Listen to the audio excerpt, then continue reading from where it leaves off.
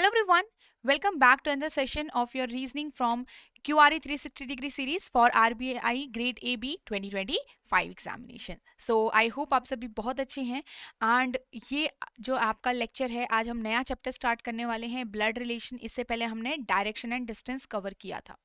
I hope आप इन सभी lectures से काफ़ी इंप्रूव कर रहे हैं, काफ़ी अच्छे से पढ़ रहे हैं। Remember that you have to practice also whatever you are learning from these sessions these lectures, तो आपको वहाँ पे खुद से भी प्रैक्टिस करनी पड़ेगी। बिकॉज यहाँ से आप कुछ भी सीखोगे, जब तक आप खुद से इम्प्लीमेंट नहीं करोगे चीज़ों को, तब तक आपको चीज़ों में जो क्वेश्चंस हैं उनके सॉल्यूशन हैं उसमें ढंग से क्लैरिटी नहीं मिलने वाली है। ठीक है, तो remember that you are going to learn and then practice also. Practice is very very important in reasoning everyone. ठीक है, सो आपको पता है blood relation is also one of the important part of your examination. ठीक है, तो आपको यहाँ पे बहुत अच्छे से चीज़ों को कवर करना है।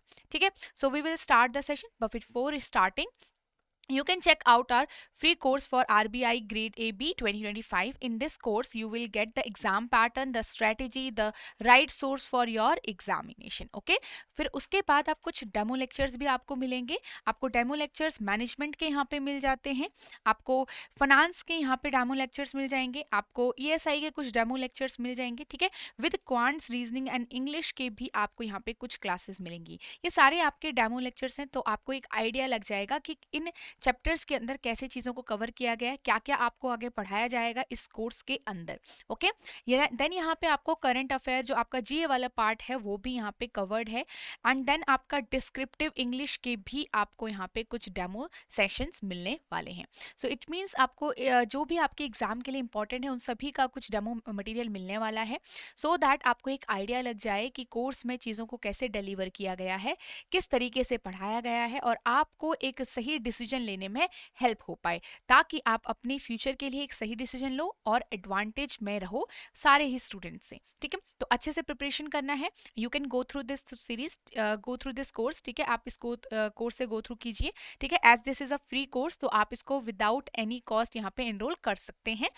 ठीक है, चलिए, आपको इसका जो लिंक है वो डिस्क्रिप्शन में मिल जाएगा, और इजीली वहां पे आप लिंक पे क्लिक करके इस कोर्स के अंदर एनरोल कर सकते हैं।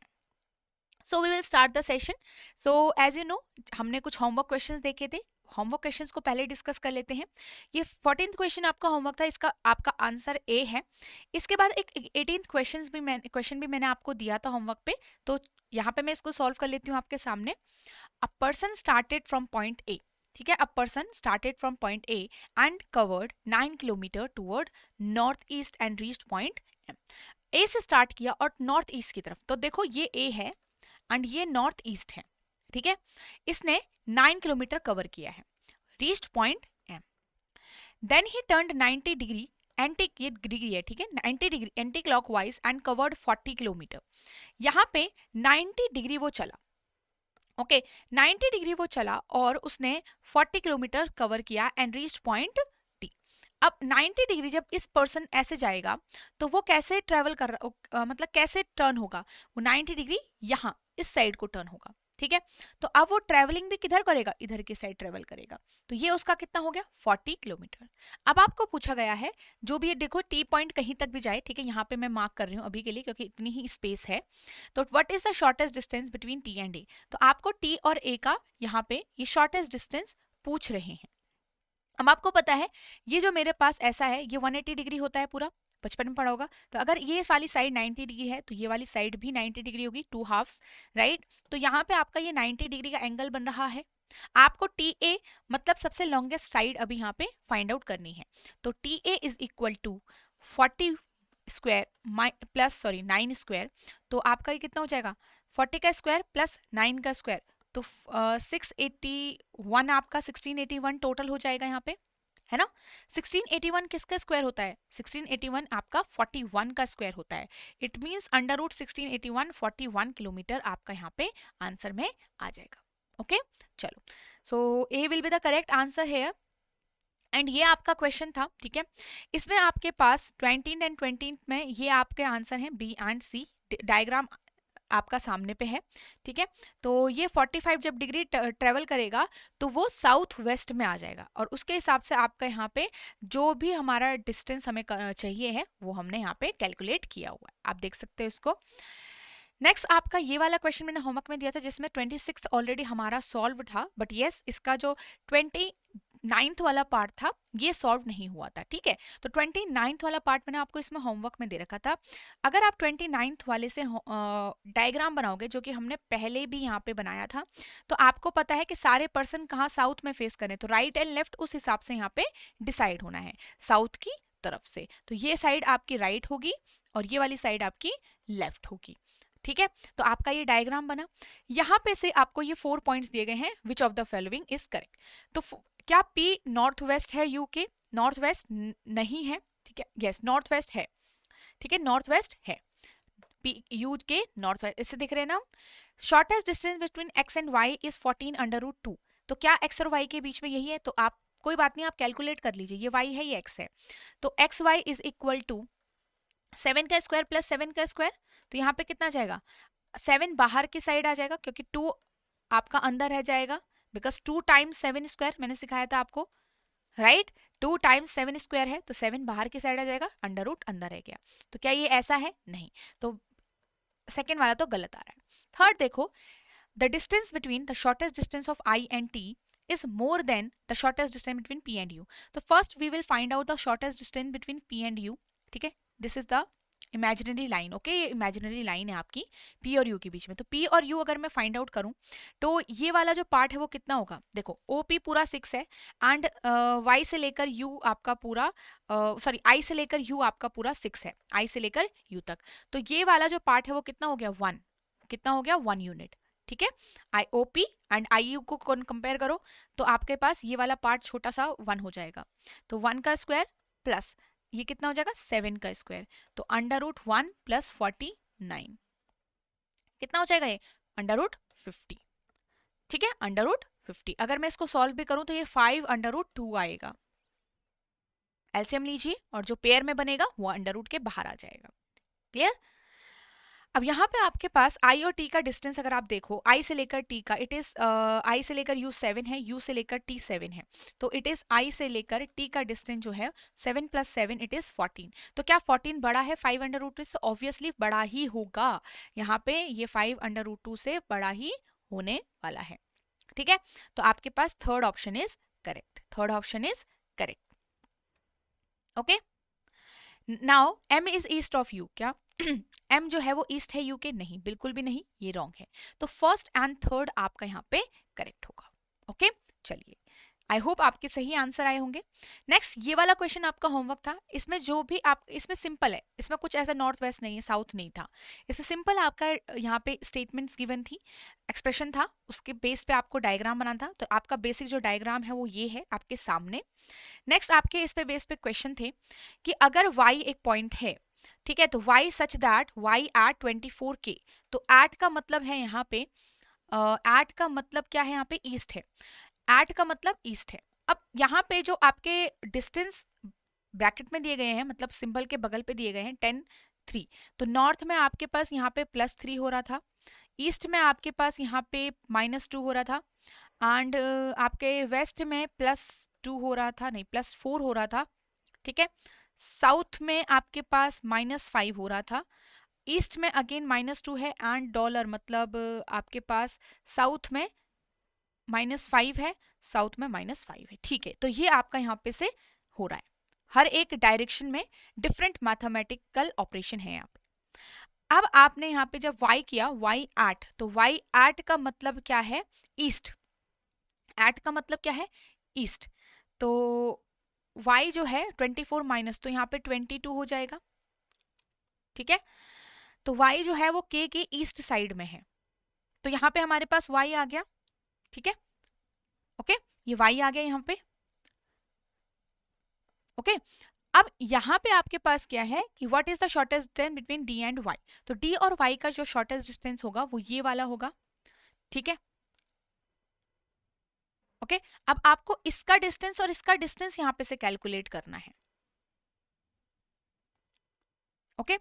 अब अगर यहाँ पे डब्ल्यू और बी का देखो, डब्ल्यू से लेकर बी आपका 33 है डॉलर के साथ, दैट इज -5, तो वो 28 है।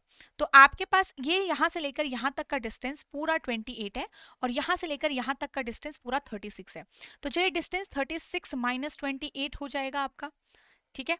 तो 2 प्लस ये आपका पूरा 8 हो जाएगा। तो 14 का स्क्वायर प्लस 8 का स्क्वायर, क्लियर है। तो 196 प्लस 64 कितना आ जाएगा ये आपका, आई थिंक 260, ठीक है। चलिए, तो ये जो डायग्राम है आपका, यहाँ पे पहले y नहीं है, बट यहाँ पे एक एडिशन पॉइंट y है। अब इनमें से सब अलग कौन है, ऑड वन कौन है इसमें से, एच एल के बी, यहाँ पे ऐसे देख रहे हैं ये, के एच ये भी ऐसे है, डब्ल्यू एंड आर ये आपका इस तरीके से, एच एंड बी इस तरीके से। तो इनमें से सबसे अलग कौन है, W and R is showing a different relation. चलिए, ये इसमें आपका एक क्वेश्चन था। ओके, यहाँ पे Hema starts her journey from point N towards north direction. तो यहाँ पे वाई नहीं है, ठीक है, ये वाई अलग है। जो वाई वाला पॉइंट था वो पहले ही क्वेश्चन में खत्म हो गया है। Hema starts her journey from point N towards north direction. तो एन से उसने नॉर्थ डायरेक्शन तक अपनी जर्नी स्टार्ट की है। Walked for she walked for 12 metre and then turned right. 12 metre तक उसने ट्रेवल किया है यहाँ पे, ठीक है। तो 12 आपका यहाँ कहीं आ जाएगा, ठीक है। She walked for 12 and then turned right. She walked for 15 in that direction. तो यहाँ पे 15 तक उसने ट्रेवल किया है। Okay, 1 second. तो ये 12 का जो डिस्टेंस है आपका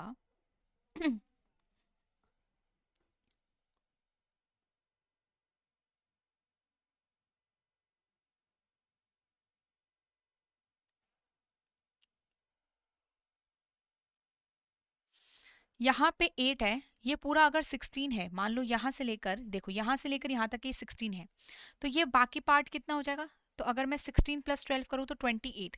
तो इट मीन्स ये पार्ट आपका 12 ही है, विच इज 28 माइनस 16, राइट। क्योंकि हमें पूरा यहाँ पे डायग्राम जो है वो सही से बनाना पड़ेगा, तो मेजरमेंट सही रखनी पड़ेगी आपको। तो 12 आएगा, वो आपका यहाँ पे तक मार्क होगा, दैट इज 12, ठीक है, ये वाला पार्ट। अब उसने यहाँ से जब राइट आया वो इस तरीके से, यहाँ पे से यहाँ तक उसने 15 का डिस्टेंस कवर किया है। तो ये 15 कैसे हुआ, क्योंकि ऊपर 22 का जो डिस्टेंस आप यहाँ तक देख सकते हो, नीचे देखो एन और बी भी 22 दिख रहे हैं, तो 15 डिस्टेंस आपका यहाँ तक आएगा।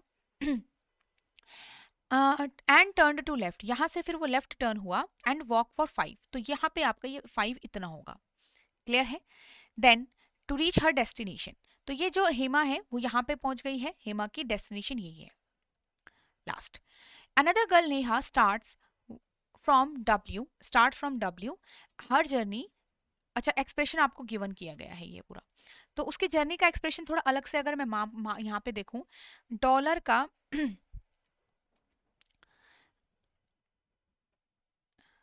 डॉलर आपके पास साउथ है, और हैश मतलब ये, और एस्ट्रिक मतलब वेस्ट, ठीक है। तो डॉलर का मतलब साउथ -5, तो साउथ -5, तो W is south of S, है ना। डब्ल्यू जो है वो साउथ है और 5 से, तो यहाँ कहीं हमारे पास एस आ जाएगा, ठीक है, 5 से।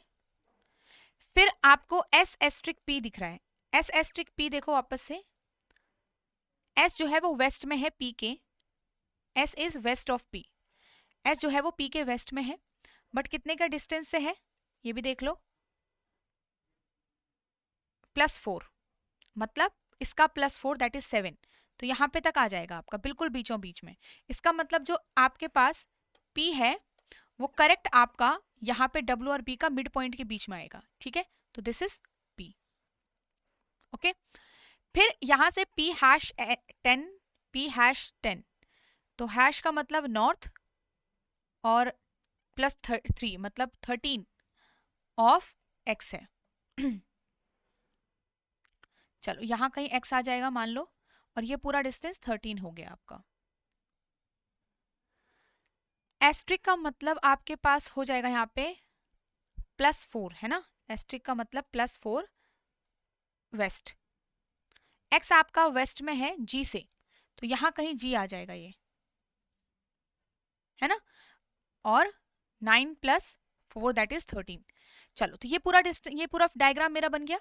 अब यहाँ पे आपके पास एक चीज आपको ध्यान में रखनी है कि ये डायग्राम मेरा पूरा बना है, यहाँ पर 1 सेकेंड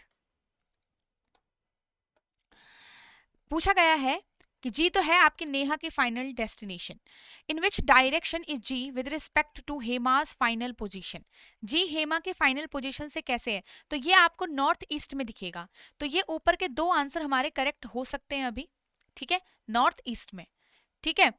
तो नेक्स्ट है, and what is the shortest distance between H and नेहास final position respectively.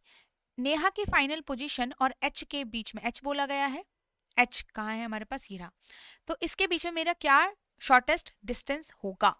तो एक बार थोड़ा डायग्राम को दोबारा से देख लो, डायग्राम जब आप बना रहे हो तो डायग्राम हम थोड़ा सा ढंग से देखेंगे एक बार, ठीक है। क्योंकि एच से जी जो है वो नॉर्थ, सॉरी, हेमा से तो जी जो है आपका नॉर्थ ईस्ट में है, दैट इज क्लियर।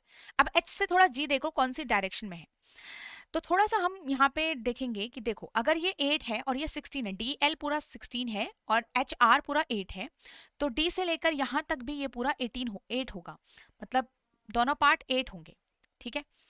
अब अगर मेरा यहाँ पे 5 डिस्टेंस कवर्ड हो चुका है, 13 का 5, तो यहाँ से लेकर यहाँ तक ये बचा हुआ पार्ट जो इस लाइन के नीचे जाएगा वो 8 होगा। इट मीन्स ये जो पूरा यहाँ से लेकर यहाँ तक भी 8 है, तो मुझे ये 8 और 8 को बराबर बनाना पड़ेगा ना, तो ये मुझे पूरा बराबर बनाना पड़ेगा, ठीक है।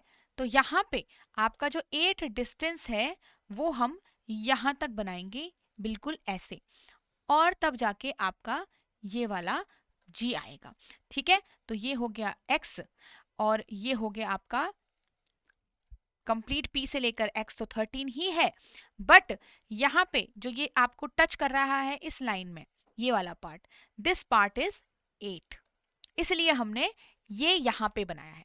अब आप h से लेकर g का शॉर्टेस्ट डिस्टेंस देखेंगे तो आपको दिखेगा ये एक स्ट्रेट लाइन में फॉर्म हो रहा है, एक स्ट्रेट लाइन में। तो आपके पास यहाँ पे 24 प्लस ये भी 13 है, तो मुझे ये डिस्टेंस लेना पड़ेगा। नाउ इट इज 7, यहाँ से लेकर यहाँ तक का 7 होगा क्योंकि वो हाफ है, तो 7 यहाँ पे तक 7 हो गया, 13 6, तो यहाँ से लेकर यहाँ तक 13 - 7, देखो आपको डायग्राम रीड करना चाहिए, करना आना चाहिए बस, ठीक है, 6। क्योंकि देखो मेरे डायग्राम में एस और पी का 7 था, डब्ल्यू और डी अगर 14 है तो ऑब्वियसली वो उसका हाफ होगा। एक्स से लेकर इस पॉइंट में जहाँ पे इंटरसेक्ट हो रहा है यहाँ पे तक 7 कंप्लीट हो चुका है, तो जो बाकी बाहर वाला पार्ट है जी तक वो पूरा 13 - 7 होगा, दैट इज 6, ठीक है। अब ये 6 क्यों लिया है मैंने, क्योंकि यहाँ से लेकर यहाँ तक का जो डिस्टेंस है वो पूरा 24 + 6 होगा, दैट इज 30, तो नॉर्थ इज 30 मीटर मेरा आंसर रहेगा, ठीक है। के कौन से डायरेक्शन में है, एल से, तो आपका नॉर्थ वेस्ट वाली डायरेक्शन में, सिंपल। चलिए आगे बढ़े यहाँ पे से। अब ये सारे होमवर्क क्वेश्चन हमने सॉल्व कर लिए, आई होप आपने होमवर्क जरूर सॉल्व किया होगा, और अगर नहीं किया है तो आप अभी देख सकते हैं and you can match your answers also. अब यहाँ पे हम ब्लड रिलेशन क्वेश्चन स्टार्ट करेंगे, ठीक है, और यहाँ पे थोड़ा सा बेसिक्स हमें क्लियर होनी चाहिए, कुछ चीज़ों का जो पता होना है वो हमें क्लियर होना चाहिए, ताकि हम जब क्वेश्चन सॉल्व करें सो हम क्वेश्चंस को करेक्टली सॉल्व करेंगे इन एग्जाम ऑल्सो, ठीक है। So we will start from this now. आपके पास ये रिलेशंस हैं, आपको पता होगा कि जब हम ब्लड रिलेशंस पढ़ रहे होते हैं तो हमारे पास डिफरेंट डिफरेंट रिलेशनशिप्स होती हैं। अब इन रिलेशंस में हम क्या देखते हैं, देखो grandfather, grandmother, uncle, aunt, brother in law, इस टाइप के पूरे रिलेशन है। तो यहाँ पे एक तो आपके जो ब्लड रिलेशन है, मतलब बाय ब्लड आप रिलेटेड हो वो भी, एंड इन लॉज भी आपके यहाँ पे इन्वॉल्व होते हैं, ठीक है, इन्वॉल्व होते हैं। अब ग्रैंड फादर आपके 2 साइड से होते हैं, एक आपके फादर के साइड से होते हैं और एक आपके मदर की साइड से होते हैं। It means whenever we have grandfather और ग्रैंड मदर, तो we will have two things कि it can be from the father side, it can be from the mother side. तो ऐसे कोई स्पेसिफिक नहीं रहता है कि ग्रैंड फादर किसको ही बोलोगे। अगर सिर्फ ग्रैंड फादर लिखा है तो दोनों साइड से हो सकता है। एंड पैटर्नल मैटरनल लिखा है, as you can see paternal maternal लिखा है, तो वहां पे हम डिफ्रेंशिएट कर सकते हैं। पैटर्नल का मतलब all the relations from our father side, and यहाँ पे मैटरनल का मतलब है all the relations from our mother's side. Clear? Next, uncle and aunt. Uncle and aunt, आप मान लो आप खुद हो तो अंकल आप अपनी तरफ से भी बोल सकते हो, आंट आप अपनी तरफ मतलब फादर की तरफ से भी बोल सकते हो, मदर की तरफ से भी आप अंकल बोल सकते हो। तो दोनों साइड से आपको अंकल मिलते हैं। ऐसे आंट भी आपको दोनों साइड से मिलती है, आपकी मदर की साइड से भी और आपके फादर की साइड से भी। ब्रदर इन लॉ हो गया आपका, सिस्टर इन लॉ हो गया आपका, ठीक है। तो ब्रदर इन लॉ मतलब एक अगेन, मैं अगर यहाँ पे हूँ, मेरा कोई ब्रदर इन लॉ है, तो वो दो तरीके से बनेगा, एक फ्रॉम माई सिबलिंग साइड और एक फ्रॉम माई पार्टनर साइड, ठीक है। एक मैं हूं तो मेरे सिबलिंग का कोई पार्टनर हो, वो मेरा ब्रदर इन लॉ हो सकता है, ठीक है। और या फिर मेरा कोई पार्टनर है, उसका कोई भाई, ठीक है। तो दो साइड से यहाँ पे भी आपके बनते हैं, यहाँ पे भी दो साइड से आपका सिस्टर इन लॉ बनता है। Clear? From your partner side, from your sibling side. अब ये हम बाद में जरूर डिस्कस करेंगे जब हम क्वेश्चन सॉल्व करेंगे वहां पे। डॉटर इन लॉ, आप पर्सन हो, आपकी कोई डॉटर इन लॉ, तो मतलब आपके सन की वाइफ हो गई वो, सिंपल। सन इन लॉ मतलब आपके यहाँ पे, मतलब आपके जो डॉटर है उसका हस्बैंड, यहाँ पे क्या हो जाएगा, वो सन इन लॉ हो जाएगा, ठीक है ना। Mother in law, mother in law क्या होगा, suppose if you are a person you have a mother in law, तो इट मीन्स आपके पार्टनर की मदर आपकी मदर इन लॉ हो गई, ठीक है।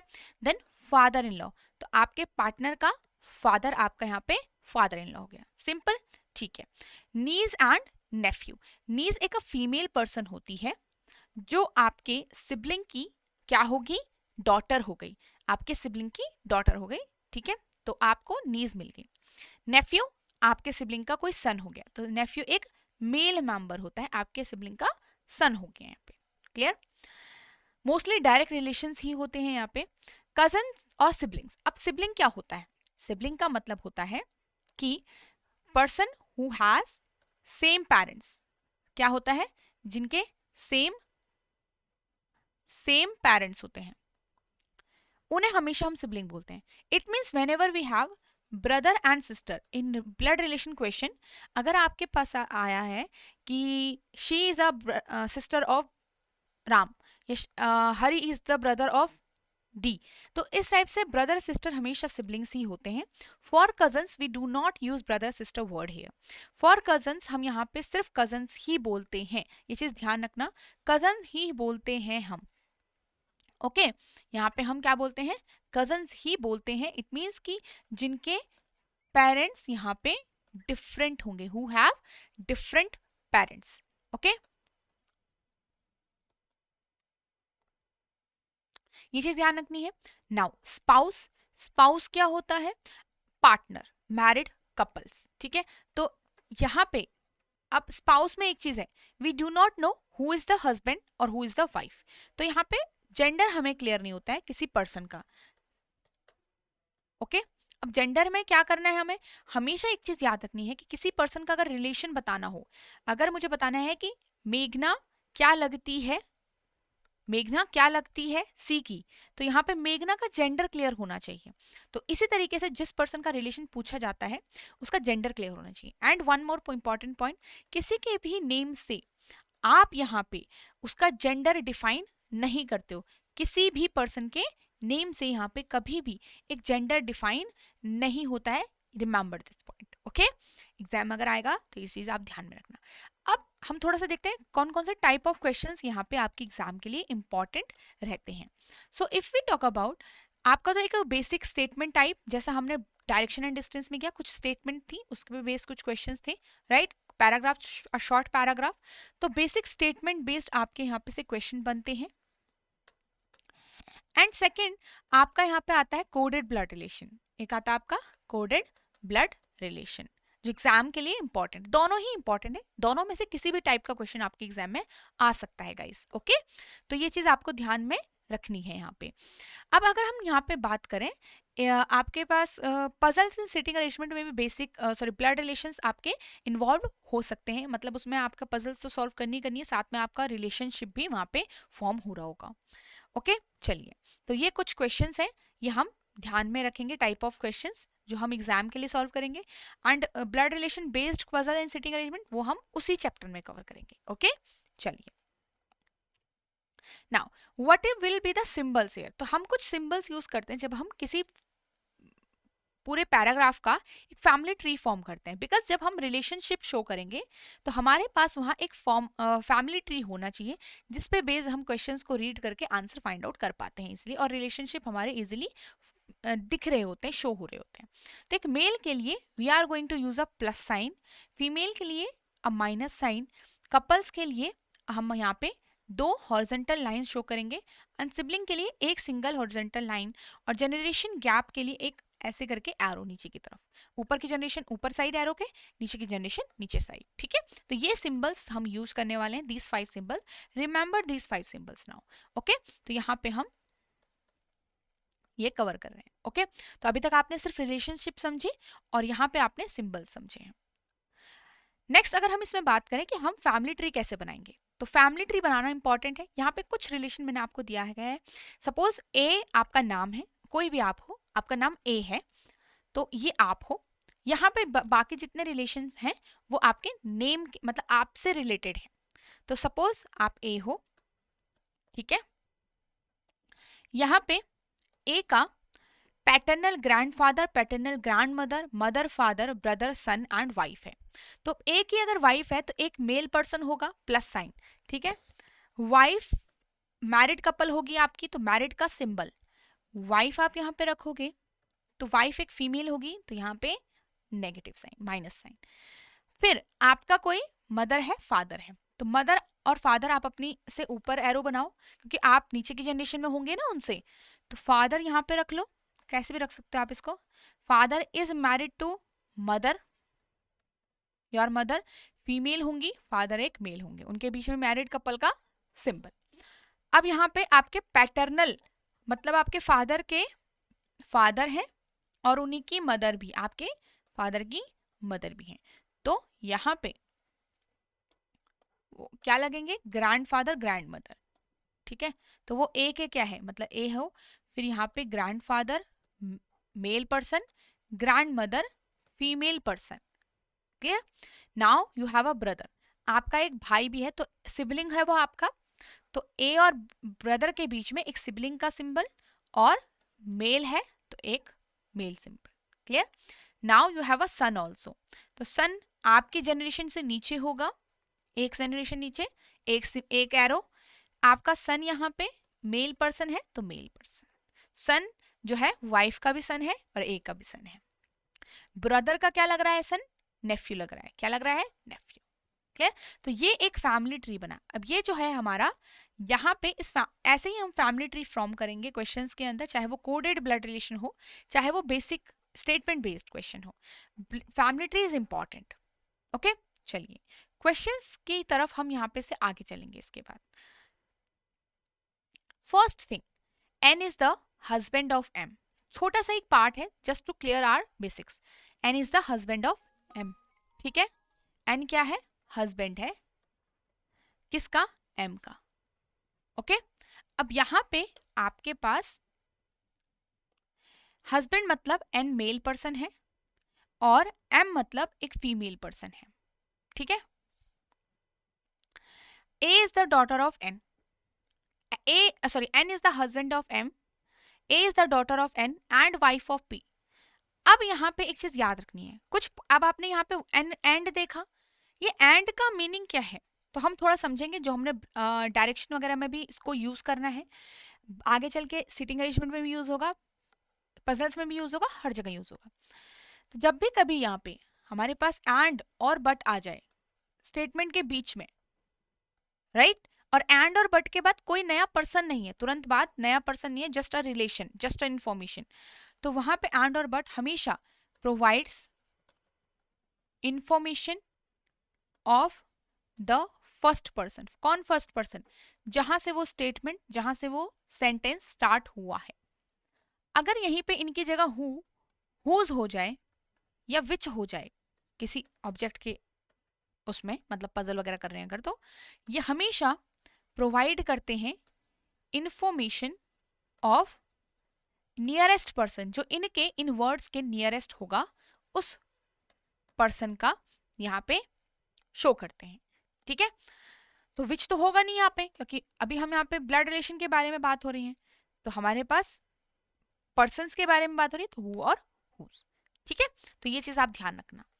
अब एग्जाम्पल के तौर पे अगर देखें तो यहाँ पे एंड दिख रहा है, A is daughter of N and wife of P. तो ए डॉटर है एन की और वाइफ भी है पी की।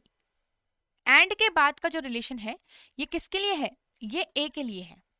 तो ए जो है डॉटर है और साथ में वाइफ मतलब मैरिड है पी से, तो पी एक मेल होगा क्योंकि ए ऑलरेडी फीमेल दिखाई गई है। एज ओ जो है वो डॉटर है पी की, ओ डॉटर है पी की, तो ए की भी डॉटर है ही। अब आपको बताना है इस रिलेशन में कि एन कैसे रिलेट करता है। तो एन का रिलेशन अगर आपको यहाँ पे पूछा गया है ओ से, तो एन का जेंडर होना चाहिए पता, और किसके रेस्पेक्ट में कहा है, ओ का। तो एन ओ का क्या लगता है, ठीक है, how N belongs to O. तो हाउ एन, तो एन कैसे रिलेट कर रहा है, एन आपका, एन की देखो, एन की डॉटर उसका सन, सॉरी एन के डॉटर की डॉटर, तो एन क्या लग रही है यहाँ पे, ग्रैंडफादर लग रहा है, सॉरी एन क्या लग रहा है, ग्रैंडफादर, क्योंकि वो एक मेल है, ऊपर के जनरेशन में है, तो आपके पास ग्रैंडफादर। ओके, तो ऐसे हम यहाँ पे आंसर करने वाले हैं। एक और क्वेश्चन देखते हैं, H is the wife of W, R is the daughter in law of W. Okay, H क्या है, वाइफ है डब्ल्यू की, तो वाइफ हो गई एच और डब्ल्यू हो गया male person.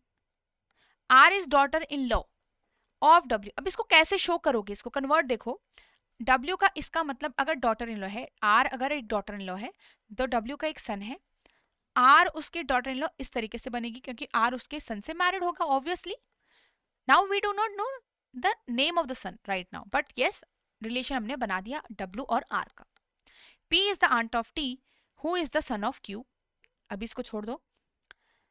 L is the child of R, who does not have any sibling. तो R का कोई यहाँ पे सिबलिंग नहीं है, और L is the child of R, तो L अगर इसका चाइल्ड है यहाँ पे। मेरे पास फैमिली में टोटल मेंबर कितने हैं, 7 है। ठीक है, अब मेरे पास इस वाले को देखो, P आंट है T की, P आंट है T की, T जो कि सन है Q का, T जो कि सन है Q का। ओके,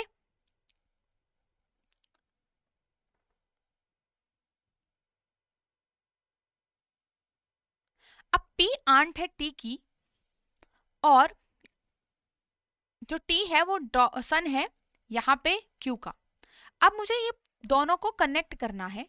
R के पास कोई सिबलिंग भी नहीं है क्योंकि देखो R के नियरेस्ट यहाँ पे W हु है, सॉरी हु के नियरेस्ट R है, तो ये इन्फॉर्मेशन किसकी है, सिबलिंग ना होने की, ये R के लिए है। तो R का कोई भी सिबलिंग यहाँ पे नहीं है, तो इसका मतलब P जो है वो हम ऐसा करते हैं, जो P है हमारा वो R का सिबलिंग तो यहाँ पे नहीं होगा। अब अगर देखो यहाँ पे एक चीज होती है, अगर मैं यहाँ पे T रखूं तो इसका मतलब Q यहाँ कहीं आना चाहिए, right, but T already Q का सन है T, तो यहाँ पे तो T के ऑलरेडी 2 पेरेंट, तीन पेरेंट हो सकते हैं क्या, 2 ही तो होंगे ना। तो ठीक है, तो अगर मैंने T यहाँ पे देखो, ये फिलिंग द ब्लैंक्स था, मान लो मुझे कुछ फिल करना था, अगर मैंने यहाँ पे T किया तो वो तो गलत ही आएगा क्योंकि T के यहाँ पे H और W पेरेंट बन गए, तो Q कहाँ जाएगा भाई, है ना, Q को कहाँ डालेंगे, तो Q ऑलरेडी एक पेरेंट है, इस वजह से T can be at this position.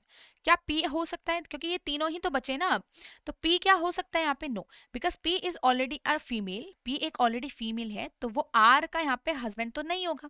तो क्या बचा, सिर्फ एक ही मेंबर बचा है यहाँ पे, एक ही मेंबर बचा है जिसको हमको यहाँ पे रखना पड़ेगा, which is Q।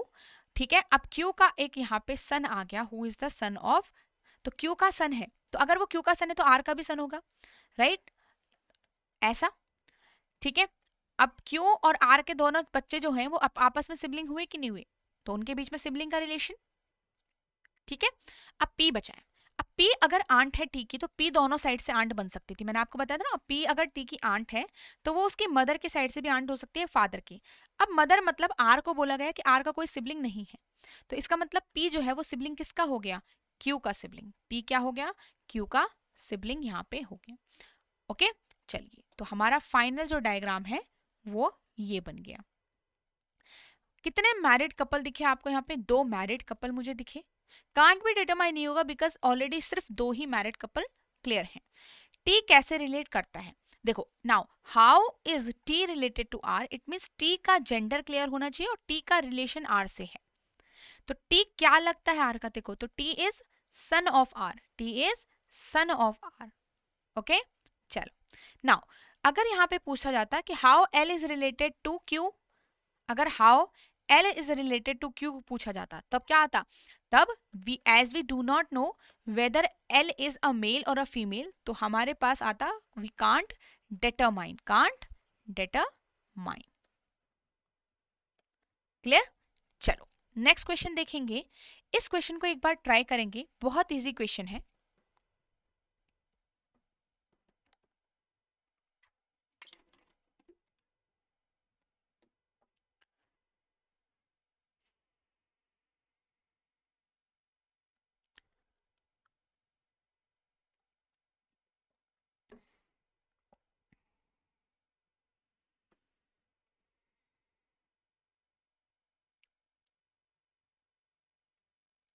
Okay, so I hope आपने रीड किया होगा। J is the sister of T, J है सिस्टर टी की, ठीक है, J is the sister of T, T is married to T, T क्या है, मैरिड है, सॉरी ये सिस्टर का सिंबल है तो जे सिस्टर होगी ना सिर्फ, ठीक है, T is married to D, तो डी एक मेल हो जाएगा, नहीं नहीं नहीं नहीं, 1 second guys,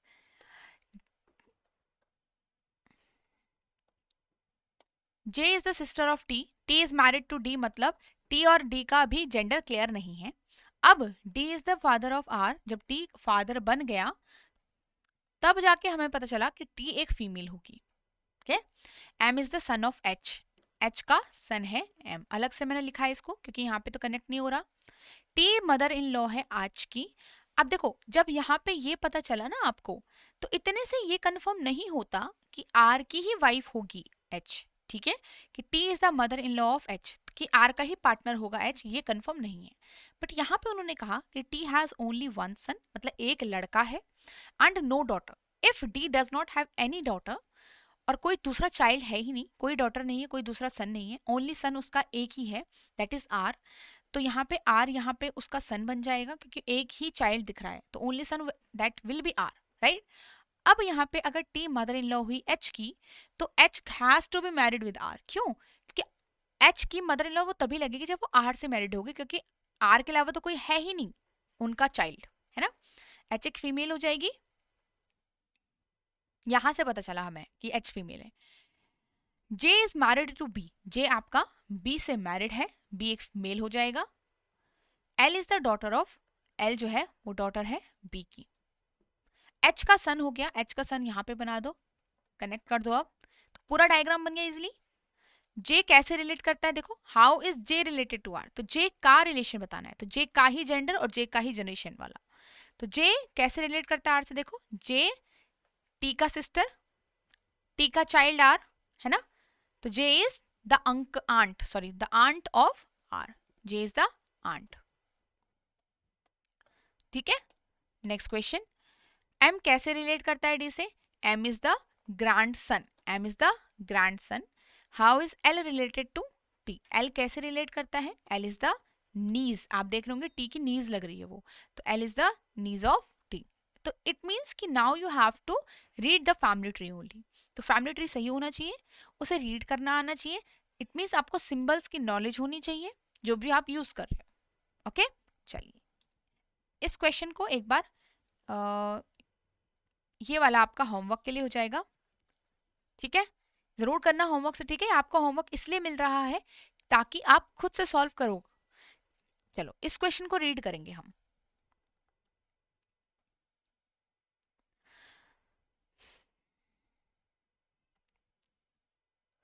A family consists of 8 members A, B, C, D, E, F, G and H. G is the brother-in-law of F. अब यहाँ पे G जो है वो ब्रदर इन लॉ है F का.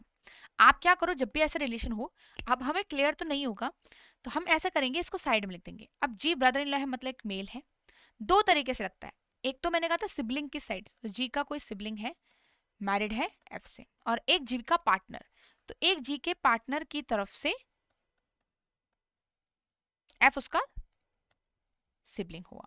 आप खुद को इमेजिन कर लो ना, आप हिंदी के रिश्तों में चाहे इंग्लिश के हिसाब से खुद को इमेजिन कर लो कि आप जी के अगर ब्रदर इन लॉ लगोगे तो कैसे कैसे लग सकते हो, है ना.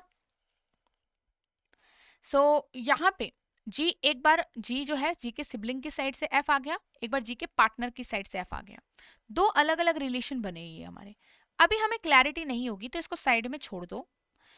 आगे बढ़ते हैं. H who is the only daughter of D. याद रखना ओनली डॉटर है. ओनली डॉटर का मीनिंग है कि इट कैन हैव सन, मतलब डी के पास और सन हो सकते हैं बट डॉटर एक ही होगी. तो एच हु इज द, तो ये एच हु से नियरेस्ट है एच, तो एच की इंफॉर्मेशन है. तो H who is the only daughter of D is the wife of F. Is the मतलब एच ही वाइफ है एफ की. ठीक है. C is the father of G. C जो है वो जी का फादर है. B is the daughter of H, तो बी डॉटर है एच की. और यहाँ पे अलग से इसको साइड में बना दो. सी जो है वो फादर है जी का, साइड में रख दिया हमने. ए जो है वो मदर है ए की. Who is the aunt of B. E is the mother of A. A और ये हु के बाद जो इंफॉर्मेशन है वो किसकी है, वो ए की है. ठीक है. तो ए आंट है बी की.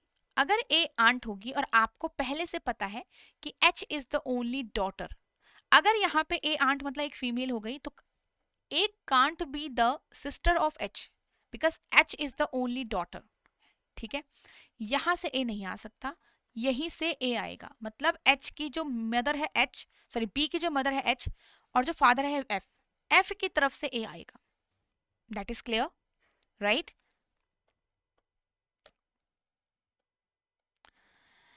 तो आपके पास हो गया कि A who is the aunt of B, ये इस साइड से ए बनेगा. E is the mother of A. यहां पे ई है इसकी मदर, एफ और ए की मदर है ई. जी अनमैरिड रह गया. अगर जी अनमैरिड है लास्ट में, तो आपके पास जो ये बनाया हुआ था सेकंड वाला केस वो गलत होगा. इसका मतलब पहला वाला हम चूज करने वाले हैं, पहला वाला चूज करने वाले हैं. ओके. अब नेक्स्ट देखो, एफ जिससे मैरिड है, मैच करो थोड़ा सा. एफ जिससे मैरिड है उसका सिबलिंग और उसका भाई ब्रदर है जी. अब आप कहोगे मैम ये तो एच का सिबलिंग हो नहीं था. एच का सिबलिंग के लिए थोड़ी मना किया था, हमने कहा था H is the only daughter, मतलब दूसरी कोई फीमेल उसकी नहीं हो सकती सिबलिंग, सिस्टर नहीं हो सकती, ब्रदर हो सकता है, ब्रदर के लिए मना नहीं किया है. तो आपके पास जी एच हमने ऐसे शो कर दिया. अब यहाँ पे कहा है C is the father of जी, तो सी इज द फादर आप यहाँ पे से बना लो जी का, तो क्योंकि वो एच का भी फादर होगा. अगर वो एच और जी का फादर है तो डी से मैरिड होगा ऑब्वियसली, क्योंकि डी ऑलरेडी एक पेरेंट है. अब सी मेल है तो डी फीमेल होगा. क्लियर. हमारे पास पूरे 8 मेंबर्स थे. क्या 8 मेंबर कंप्लीट हो गए? यस, पूरे 8 मेंबर्स मैंने फैमिली ट्री में रख लिए हैं. ओके. चलो now how E related to B. E क्या रिलेट, देखो अब ई का सन, ई के सन की डॉटर, आपको थोड़ा दूर लग रहा होगा पर ध्यान से देखो, ई के सन की डॉटर है ना, तो ई की ग्रैंड डॉटर लगेगी. बट ई क्या लगेगा फिर बी का, ई बी अगर ग्रैंड डॉटर है तो ई क्या है, उसकी ग्रैंड मदर है because she is a female. तो रिमेंबर दैट यहाँ पे जो पर्सन होता है उसका जेंडर क्लियर होना चाहिए, पहला वाला grandmother. How H related to A, तो how H related, as you can see in that diagram, H के पार्टनर की सिस्टर, तो H is the sister in law, मतलब आप एच हो, आपके पार्टनर की सिस्टर है ना ए है, तो आप उसकी क्या लगोगी, भाभी लगोगी, that is sister in law in English, right. तो हमारे पास ये हो गया. Okay okay. तो ये हमारा बेसिक आइडिया होगा, जो बेसिक स्टेटमेंट बेस्ड क्वेश्चंस होते हैं. रिमेंबर दैट कि जो यहाँ पे इन्फॉर्मेशन आपको गिवन होगी, रिलेशंस आपको गिवन होंगे, वो ढंग से आपको फैमिली ट्री में कन्वर्ट करना है हमेशा. ठीक है, there might be some possibilities जहाँ पे आपको लगे कि यार दो दो तरीके से चीजें फैमिली ट्री आगे बढ़ रहा है, तो हम क्या यहाँ पे चूज करें। जैसे ज्यादातर sister in law brother in law में ये होता है, तो आप वहाँ पे दोनों साइड से बना के देखना, वहां पे मैच करना कि हर एक कंडीशन जो गिवन किए गए हैं, हर एक पॉइंट जो गिवन किए गए हैं, क्या वो यहाँ पे फॉलो हो रहे हैं या नहीं। तो जहां सब चीजें फॉलो होगी that will be your final answer. Okay, चलिए नाउ ब्लड रिलेशन कोडेड। अब यहाँ पे आपके कोडेड ब्लड रिलेशन दो टाइप से आते हैं। एक आता है अगेन जैसे एक्सप्रेशन अलग अलग क्वेश्चंस में गिवन होगा, इंडिविजुअल क्वेश्चंस के अंदर इंडिविजुअल एक्सप्रेशन, या फिर एक पूरा एक्सप्रेशन बड़ा सा गिवन पहले ही हो जाएगा और फिर उसके बेस पे कुछ क्वेश्चंस होंगे। ओके, यहाँ पे हमारे पास इंस्ट्रक्शन यहाँ गिवन हो रखी है, ध्यान से रीड करना होता है इंस्ट्रक्शन को। तो हैश का मतलब ए हैश बी, ठीक है। तो यहाँ पे हैश का क्या मीनिंग है ध्यान से देखो। हैश का मीनिंग है A is the daughter of B. इस कॉपीराइट का मीनिंग क्या है, B is the brother of A. अब यहाँ पे उल्टा है, देखो इन दोनों में थोड़ा सा रिवर्स में उन्होंने डाला है, बाकी इंस्ट्रक्शन से डिफरेंट है ये। यहाँ पे ए डॉटर है बी की और यहाँ पे ए कॉपीराइट बी है, तो बी ब्रदर आएगा, मतलब ये बाद वाले पॉइंट का आपको यहाँ पे पता चलेगा। तो अगर किसी के भी बीच में कॉपीराइट और इक्वल टू है तो उसमें बाद वाले पॉइंट का रिलेशन पता है, जबकि बाकियों में पहले वाले। तो यहाँ पे मिक्सचर हो गया थोड़ा सा, तो इंस्ट्रक्शन हमेशा ध्यान से पढ़ने हैं। ओके, चलिए तो T does the sorry what does the expression mean. अब यहाँ पे इस एक्सप्रेशन का मीनिंग क्या होगा, तो आपके पास फैमिली ट्री बनेगा एक इसके हेल्प से। तो पी एट आर, याद रखना इन दोनों में ही सिर्फ रिवर्स इंस्ट्रक्शन है, बाकियों में नहीं है। अब पी एट का मतलब है, देखो एट का मतलब जब भी होगा तो P at R A at B, तो इसको इससे मैच करना है। तो अगर A is the mother of B है तो यहाँ पे से हमें पता चलेगा P is mother of R, ये पता चलेगा। ठीक है, अब इसी का हम फैमिली ट्री बनाएंगे। तो P आपकी मदर हो गई R की, इक्वल का मतलब रिवर्स। अब देखो R, यहाँ पे R इक्वल W का क्या मतलब है, बाद वाले पॉइंट का पता है, बाद वाले पर्सन का पता है। तो Q देखो, Q इज सिस्टर, तो Q is sister of R, clear. तो Q is sister of R। Okay, फिर कॉपीराइट Q और S के बीच में, तो S का रिलेशन पता है, S is brother of T, sorry brother of Q। Okay, चलिए तो S जो है ब्रदर है Q का। Okay, now S and T, तो S is the son of T। अगर S T का सन है, और अगर आप फैमिली ट्री में डायग्राम में देखो ढंग से, तो P is already a parent. तो S अगर T का सन है तो T का सन हो गया यहाँ पे, तो P and T must be married, क्योंकि P अगर मदर है तो T एक मेल फादर हो जाएगा और T का सन यहाँ पे S भी हो चुका है, तो बाकी लोग भी उसके चाइल्ड होंगे। तो इस फैमिली ट्री से हम क्या क्या बोलेंगे यहाँ पे, क्या T हस्बैंड है P का, बिल्कुल, तो T is the husband of P। R is the son of T हम नहीं बोल सकते क्योंकि R का जेंडर क्लियर नहीं है आपके पास। यहाँ पे R is the brother of T, again ये गलत है। T क्या वाइफ है, बिल्कुल गलत है, तो ए ही सही आंसर यहाँ पे होगा। ओके, चलो नेक्स्ट क्वेश्चन की तरफ चले। सेम एक और एक्सप्रेशन यहाँ पे गिवन हो रखा है, तो इनमें से A इक्वल P का क्या मीनिंग है। देखो इक्वल में मैंने आपको बताया रिवर्स है, तो A इक्वल P का मीनिंग है P is sister of A। ठीक है, तो यहाँ पे P जो है A की सिस्टर है। P हैश Q का मतलब, अब अगेन सिंपल है ये वाला, तो P हैश Q का मतलब P is the daughter of, P daughter है Q की, Q कॉपीराइट, ठीक है, V हमारे पास, तो इसमें V is brother of Q, तो V क्या है, ब्रदर है Q का। V एस्ट्रिक का मतलब है फादर, V किसका फादर है, तो V फादर है R का। ठीक है, तो V का चाइल्ड यहाँ पे कौन हो गया, R, V का चाइल्ड कौन होगा, R। अब यहाँ पे क्या क्या हम बोल सकते हैं, R क्या ग्रैंडसन है, बिल्कुल P का बिल्कुल नहीं। A क्या अंकल है Q का, बिल्कुल भी नहीं। क्यू क्या अंकल है आर का? अब देखो, क्या आपको क्यू का जेंडर क्लियर हुआ? नहीं, क्योंकि यहाँ पे वी का जेंडर क्लियर था कि that V is the brother of Q, और पी हैश क्यू में भी पी का जेंडर क्लियर था। ठीक है,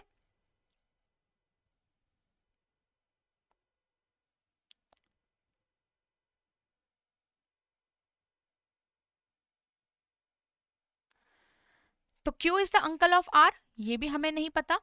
are is the niece of Q, ये भी हमें नहीं पता, तो इसलिए आंसर क्या आएगा?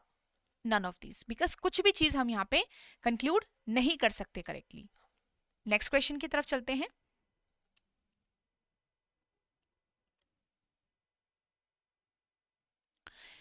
विच of the following can be correct conclusion drawn from the expression? अब इस एक्सप्रेशन से कौन सा कंक्लूजन करेक्ट होगा? ई आर्ट सी, ठीक है, तो ई एंड सी का मतलब, सॉरी, ई एंड सी मतलब E is the son of C, तो आप ई का सन बनाओ चुपचाप यहाँ पे। फिर आठ, ई, सॉरी, सी एट डी का मतलब है सी मदर है डी की, तो अगर वो सी मदर है मतलब ई की भी पेरेंट है डी की पेरेंट, तो ऑब्वियसली दोनों सिबलिंग्स हो गए। ठीक है, डी कॉपीराइट जी का मतलब क्या है? G is the brother of D, and equal का मतलब है F is the sister, F is the sister of G. अब यहां से क्या क्या पता है हमें? तो D is the brother of F, क्या डी ब्रदर है? नहीं। C has 2 sons and 2 daughters, ये भी क्लियर नहीं है। क्या डी सिस्टर है? क्या एफ सिस्टर है? बिल्कुल, एफ सिस्टर हम यहाँ पे कंफर्म बोल सकते हैं, डेफिनेटली बोल सकते हैं। So D will be my answer यहाँ पे। ओके, इसके बाद अगर मैं नेक्स्ट क्वेश्चन की तरफ चलूं, which of the following indicates M is the daughter of N? अब यहाँ पे आपको एक्सप्रेशन जो है वो क्वेश्चन के अंदर नहीं गिवन है, एक्सप्रेशन आपको ऑप्शंस के अंदर गिवन है। तो यहाँ पे क्या करना होता है? अभी तक मेरे पास सिर्फ एक एक्सप्रेशन गिवन था, तो हम एक फैमिली ट्री बना पा रहे थे।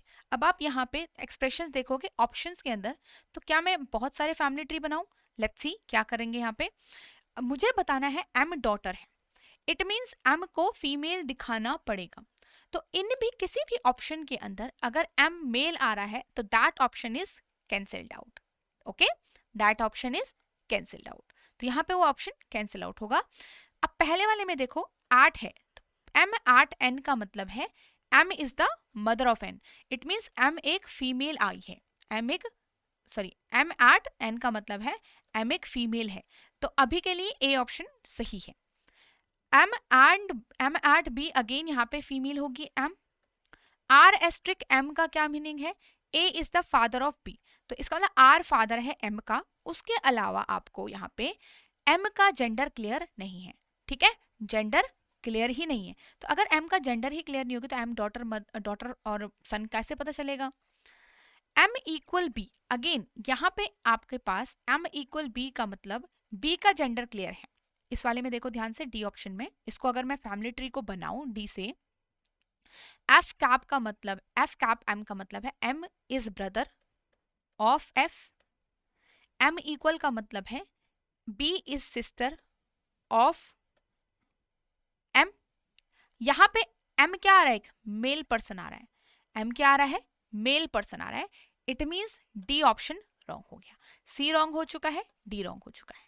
अब ए और बी में देखेंगे। ओके, तो ए और बी को अगर मैं बनाऊं यहाँ पे फैमिली ट्री को, तो Q is father of P,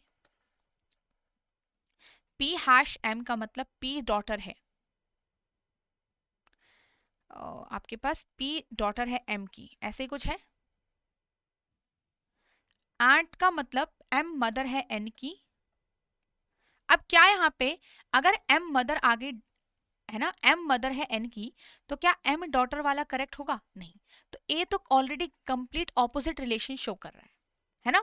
चलो, तो बी ऑप्शन को एक बार चेक करते हैं, बी ऑप्शन को एक बार चेक करो। N asterisk D, N is the father of D, D is the daughter of R, R is the mother of M, R is the mother of M. अभी याद रखो N की daughter अभी नहीं हुई हुआ है, एम का जेंडर क्लियर होगा, तो एम एट बी का मतलब है एम मदर है बी की। अब यहां से हम डिनोट कर पा रहे हैं कि जो आपके एम है is the daughter of F N, right? You can read the family tree. B option आपका इसमें करेक्ट होगा। क्या होगा? बी ऑप्शन करेक्ट होगा। ओके चलिए, this is the correct answer. अब इसके बाद next question, X is the paternal uncle. अब यहाँ पे पैटर्नल याद रखना, ये स्पेसिफिकली उन्होंने पैटर्नल कहा है, तो आपके पैटर्नल की साइड से ही y का अंकल लगेगा x। तो इट मीन्स 15th वाला ये आपका होमवर्क के लिए होगा, इसको एक बार ट्राई जरूर करिएगा। इसका आंसर मैं आपको नेक्स्ट क्लास में मार्क कर दूंगी, ठीक है। चलो अब यहाँ पे नेक्स्ट क्वेश्चन की तरफ चलते हैं। ये हमारा जो क्वेश्चन है, इसमें एक्सप्रेशन आपका नीचे गिवन हो रखा है, मतलब इंस्ट्रक्शन के साथ ही। तो इसका मतलब एक ही डायग्राम यहाँ पे बनेगा।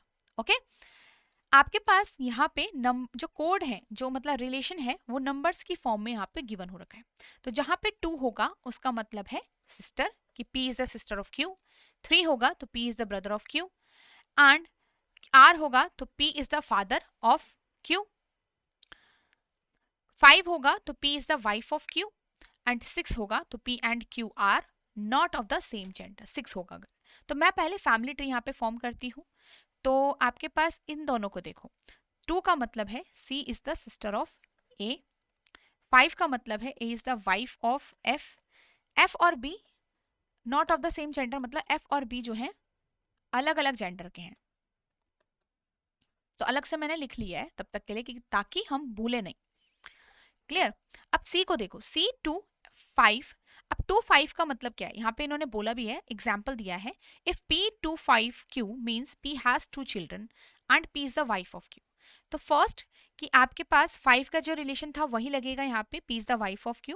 एंड 2 ब्रैकेट के अंदर का मतलब है P के 2 बच्चे हैं, तो C के यहाँ पे 2 चिल्ड्रन है, 2 का मैं सिंबल बना लेती हूँ। And C is the wife of E, तो C आपकी वाइफ हो गई E की, एक मेल पर्सन होगा E, ठीक है। So remember whenever you are watching this session, तो आप पहले फाउंडेशन वाला क्वेश्चन सॉल्व कर लें, उसके बाद जो है 5-6 क्वेश्चंस और वहाँ पे सॉल्व करें ब्लड रिलेशन से रिलेटेड, एंड देन उसके बाद आगे बढ़े कोडेड वाले पे।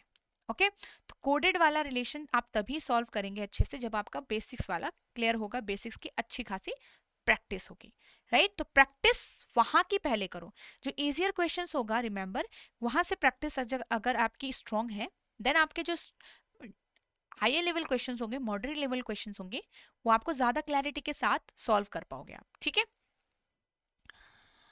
चलो तो यहाँ पे P हैज 2 चिल्ड्रन, तो C के 2 बच्चे हो गए, E की वाइफ हो गई। E4 तो E इज Q's फादर, एक Q हो गया इनमें से। G3 Q मतलब सॉरी G आएगा यहाँ पे,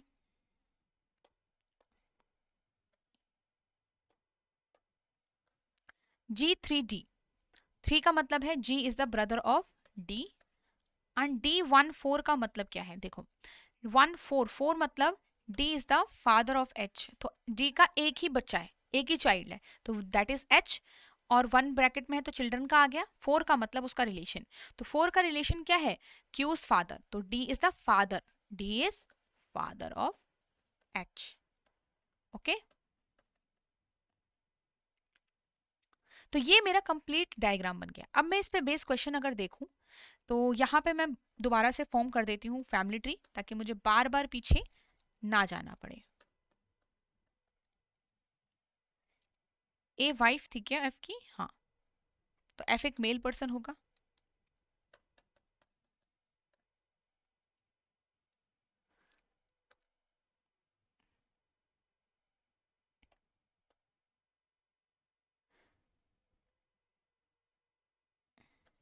वन सेकेंड, तो यहाँ पे सी और ई के जो बच्चे थे वो ये दोनों थे, जी और डी, ठीक है।